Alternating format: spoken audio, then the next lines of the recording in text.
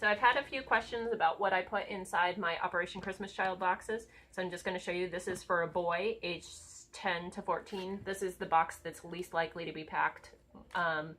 The child that's most likely to be sent away would be a boy between 10 and 14. So I like to pack those boxes.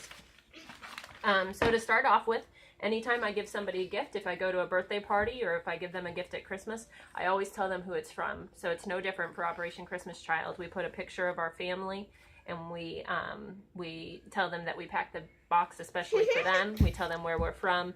We tell them that Jesus loves them, and then we give our mailing address. Some of the kids are able to write letters back, so I always like to let them know who they got the gift from. You could also do a Christmas card. That would be a nice option. Sometimes I'll just print some little pictures off the internet for them to color. And then this page was available on the Samaritan's Purse website.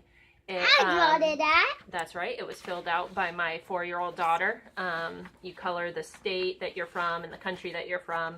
And, you know, just kind of gives the kids to tell a chance to tell the other child about themselves, the child who receives the package. Because these are personal gifts given, you know, out of love by families and individuals. So for this young man, I have a flannel shirt in there. I also have a pair of flip-flops. A lot of times I hear people worrying. Yes, can you wait one moment, please, honey? A lot of times I hear people worrying about giving a child a gift of clothing when they don't know the size that child is. I used to worry about that, and I don't worry about it anymore because 2 reasons. One is that I think that God ensures that these gifts are given to each child who's supposed to receive it. And the other thing is that a lot of these kids have never received a gift in their lives before. They've also never had a chance to give a gift. So sometimes if they receive something that doesn't fit them or that they can't use, they have the exciting opportunity to give somebody a gift. And we all know how good it feels to give a gift.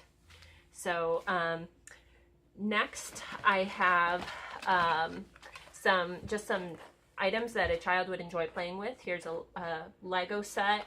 Here's it's like a slingshot toy. Some silly bands. Sunglasses are a very popular one. It works well for any age. I like to do playing cards in this 10 to 14-year-old boy box. And I will also say that my favorite thing to pack in a 10 to 14-year-old boy box is a soccer ball, a deflated soccer ball with a pump.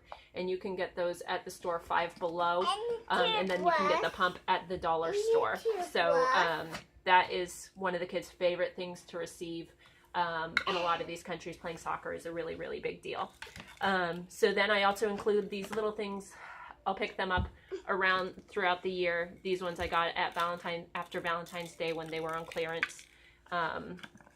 If I give something such as a cup or a water bottle, I pack stuff inside of it so that I don't waste space. And again, there's more of those little trinket sort toys that the kids can enjoy.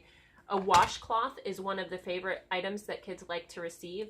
And I read a story of an orphanage using the same washcloth to bathe all 30 children.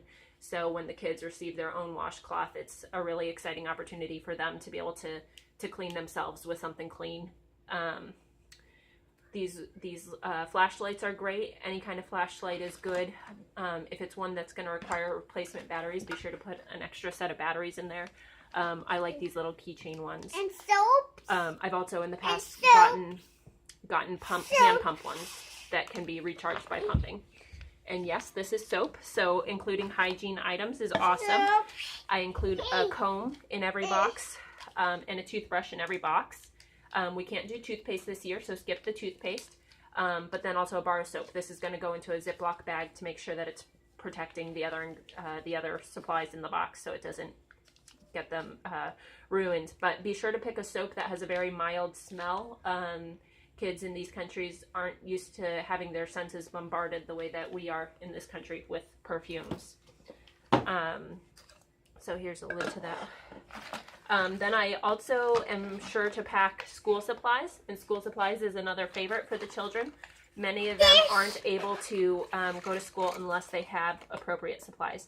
So in this pencil case, I have a couple, that's right, erasers, thank you.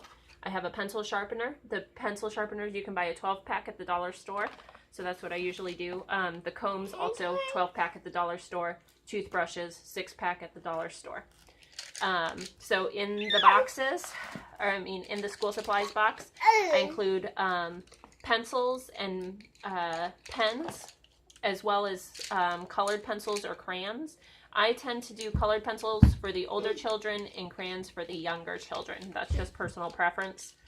I would say for pens, in many countries, the kids are required to have a pencil to write with, a black pen, a blue pen, a black pen, a red pen, and a green pen.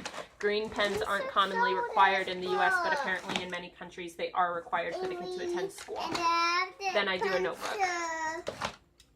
Something like scissors is a nice touch. So that's kind of what I include in a box for a 10 to 14-year-old boy.